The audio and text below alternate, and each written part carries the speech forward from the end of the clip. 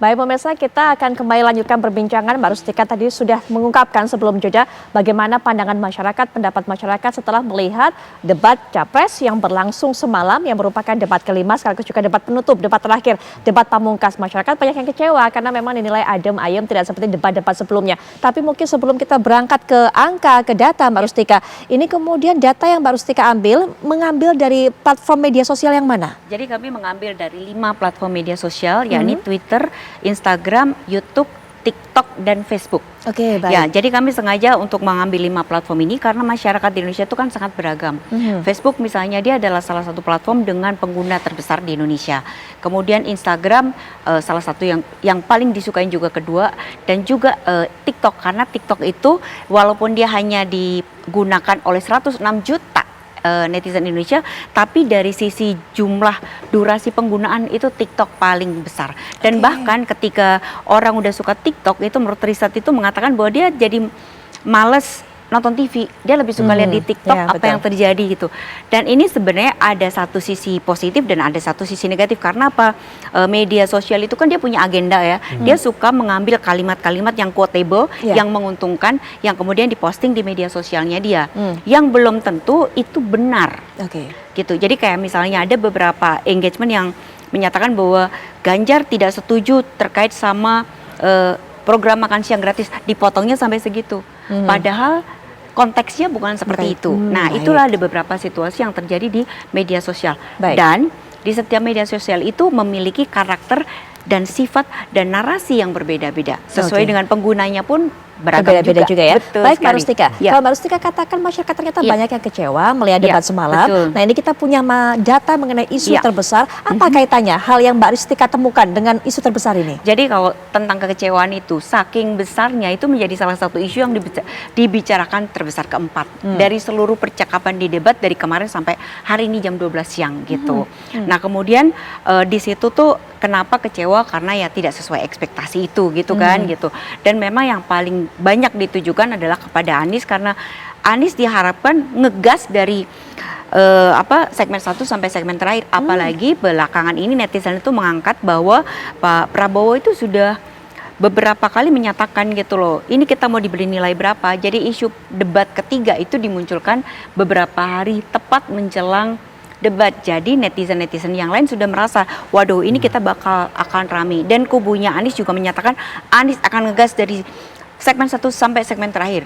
Ternyata itu tidak terjadi. Padahal di awal itu terlihat bahwa antara kubu 1 dan kubu 2 itu udah saling adu gagasan gitu. Udah rame banget gitu.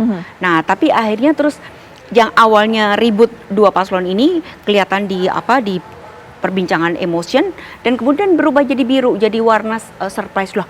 Kok situasi debat tidak seperti yang mereka harapkan. Gitu. Baik. Ini dikatakan juga oleh Mbak Rustika tadi, pemirsa mungkin Anda juga bisa lihat, kami sajikan juga di layar kaca tentunya data ini adalah isu terbesar yang diberikan tanggapan oleh masyarakat, ada di poin keempat yaitu kecewa dengan debat. Sementara yang pertama 2-3 tadi adalah masalah stunting, dokter pendidikan. Ini merupakan bahasan-bahasan mengenai debat. Nah, mengenai sentimen dari masyarakat bagaimana melihat performa dari 3 capres itu? Jadi tuh sentimen itu benar-benar sangat dinamis sekali gitu Mbak. Jadi kalau kita bisa lihat di data, ternyata sentimen misalnya ya, negatif atau positif, sentimen negatif yang ditujukan kepada Prabowo itu paling tinggi.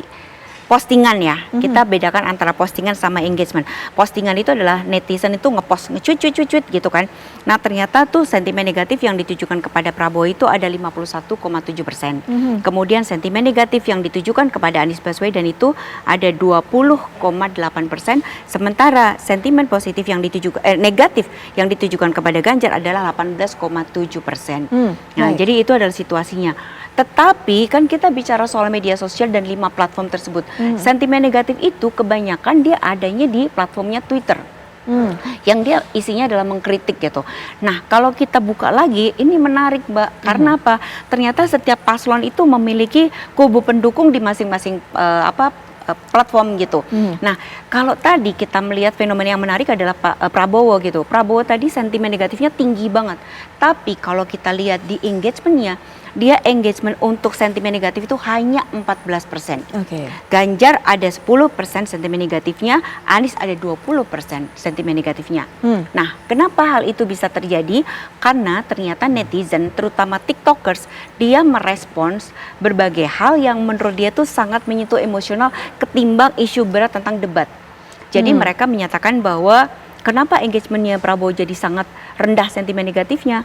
Karena mereka bicara soal Prabowo yang humble, Prabowo yang merangkul, Prabowo yang minta maaf, padahal yang salah kubu yang lain. Nah, seperti itu. Terus kemudian kehadiran influencer itu adalah salah satu hal yang mendukung kenapa sentimen kepada Prabowo menjadi rendah. Baik. Gitu. Sementara kalau Ganjar, dia memang paling banyak dia direspon di platform Instagram. Jadi Instagram itu dia banyak sekali mengungkap beberapa visi misi paslon yang kemudian direspon oleh netizen. Karena kan kalau di debat tuh sedikit. Nah, di Instagram itu dia ada visualnya, ada keterangannya lebih panjang, dan netizen memberikan respon di situ. Kalau Anies itu lebih banyak di Twitter gitu. Jadi isu-isu yang terkait sama politik gitu ya, visi misi Anies itu masuknya di Twitter. Baik, Bang Bestari masih bersama kami tentunya. Bang Bestari, kita sudah mendengarkan tadi apa pemaparan dari Mbak Rustika mengenai reaksi masyarakat melalui media sosial, tanggapan mereka. Mereka berharap ternyata Pak Anies ini bisa ngegas pada debat-debat ataupun juga seperti debat-debat sebelumnya. Tapi ternyata memang tidak tampil dengan performa seperti yang biasanya. Bagaimana kemudian, apakah dari kubu 01 ini cukup bisa kekhawatiran? Jangan-jangan kemudian masyarakat suaranya beralih setelah melihat performa Pak Anies semalam, Bang Bestari? Jadi saya kira debat ketiga ini adalah debat ketiga Capres. Ini adalah forum yang menyempurnakan apa yang sudah disampaikan Pak Anies pada performa Pak Anies pada debat pertama dan yang keduanya. Ini yang menyempurnakan bahwa beliau itu mampu kemudian mengorek atau menyempurnakan substansi. Jadi lebih banyak memang kita mendengar kemarin bagaimana Pak Anies kemudian memperbaiki apa yang menyempurnakan bahkan jawaban-jawaban Pak Prabowo gitu dan Pak Ganjar. Nah, kemudian juga satu hal yang menarik adalah Pak Anies juga menyampaikan tentang isu perempuan ya, di mana isu perempuan ini satu-satunya yang disampaikan oleh paslon adalah oleh Pak Anies. Kekerasan yang 3,2 juta terjadi, kemudian yang catcalling itu banyak direspon publik juga.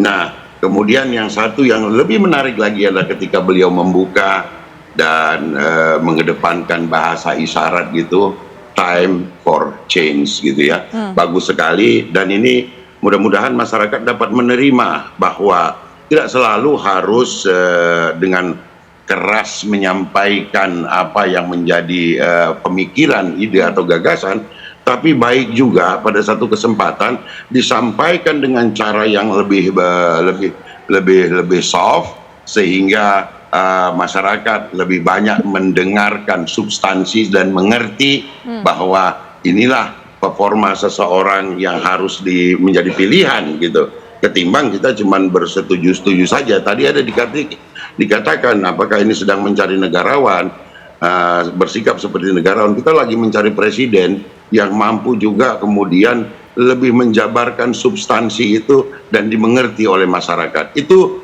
penting juga. Selain ya memang saya melihat tadi ada resume tentang kekecewaan terhadap debat, tapi tidak lebih daripada yang utama tadi soal stunting, di mana mungkin nanti bisa dijelaskan kenapa pertanyaan stunting itu muncul dan kenapa jawabannya seperti itu.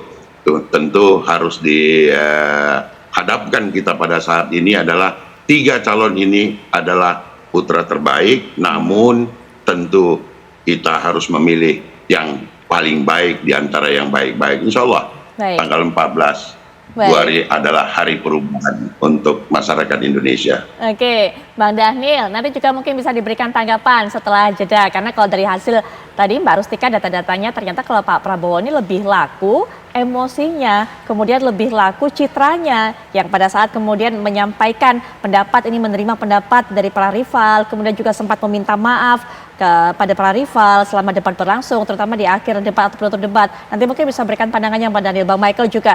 Termasuk kalau tadi dikatakan oleh Bang Bestari, Pak Anies ini menjadi satu-satunya capres yang mengangkat isu perempuan. Apakah ini berpengaruh? Apakah kemudian netizen perempuan atau wanita ini jadi semakin banyak berkomentar, termasuk juga soal penggunaan bahasa isyarat? Apakah juga dapat tanggapan positif oleh masyarakat? Tapi nanti tentunya setelah jeda kami sudah kembali saat lagi.